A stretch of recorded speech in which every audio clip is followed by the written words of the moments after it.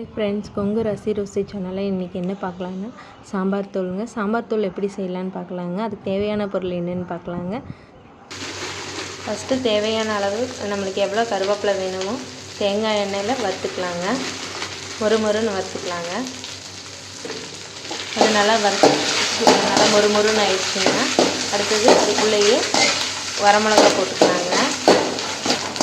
ஒரு கைப்பிடி அளவு வரமிளகாய்ங்க. இப்படி கையில் இப்படி அள்ளி இப்படி ஒரு மிளகாய் போட்டுக்கோங்க. இந்த கப்பில் ஒரு கப்பு கொத்தமல்லி, முழு கொத்து பண்ணலிங்க, நல்லா காய வச்சதுங்க. இது போட்டு நல்லா வறுத்துக்கலாங்க. நல்லா மணம் வர வரைக்கும் நல்லா வறுத்துக்கலாங்க. வறுத்ததெல்லாம் ஒரு தட்டத்தில் எடுத்து வச்சுக்கலாங்க. அடுத்தது அரை கப்பு, அதே கப்பில் அரை கப் சீரகம் எடுத்துக்கலாம்.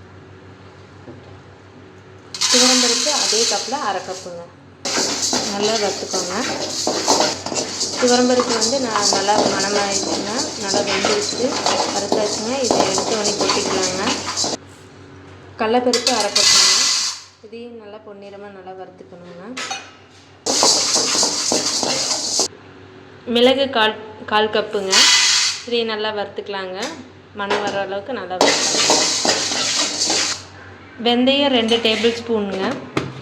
நல்லா மணம் வர்ற அளவுக்கு நல்லா வறுத்துக்கோங்க.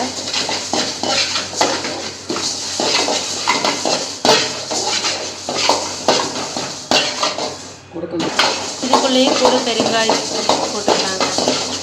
கட்டி பெருங்காயம் இருந்தால் கட்டி பெருங்காயம் போட்டுக்கலாங்க, இல்லைன்னா பெருங்காயத்தூள் போட்டுக்கலாங்க. எல்லாத்தையும் ஒன்றா கொட்டிக்கலாங்க. கொட்டி ஒரு டைம் நல்லா சூடு பண்ணிக்கலாங்க. பெருங்காயத்தூள் போடுறோங்க.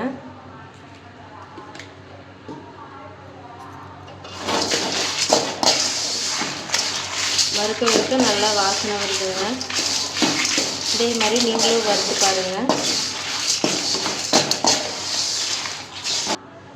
இந்த மாதிரி வறுத்து ஒரு தட்டத்தில் கொட்டு வச்சுக்கோங்க. நல்லா ஆறுனதுக்கப்புறம் மிக்சியில் போட்டு அரைச்சிக்கோங்க. நல்லா மணக்க சாம்பார் தூள் ரெடியாக இருக்குங்க. கொங்கு சாம்பார் தூள் ரெடிங்க. சாம்பார் பொடி நல்லா ஆறிடுச்சுங்க. இனி மிக்சியில் அரைச்சிக்கலாங்க.